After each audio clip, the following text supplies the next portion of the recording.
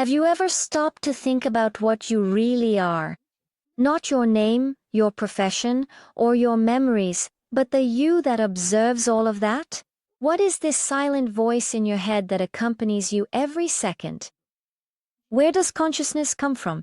This is perhaps the deepest question humanity has ever asked itself. For centuries, philosophers, scientists, and mystics have tried to unravel this mystery. We look inside ourselves and find an entire universe, feelings, thoughts, dreams. But what is generating all of this?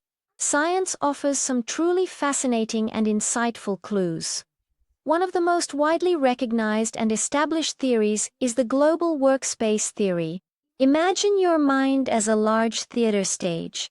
Countless actors, your senses and mental processes, work behind the scenes, outside of your awareness. But when a piece of information is important enough, it is brought to the center of the stage, under the spotlight. That spotlight is your consciousness. It allows different parts of your brain to share information broadly, making you aware of that specific thought or sensation. It's a mechanism of attention and focus. Another intriguing idea is the integrated information theory. This theory suggests that consciousness is not something the brain does, but rather a fundamental property of the universe, like mass or electric charge.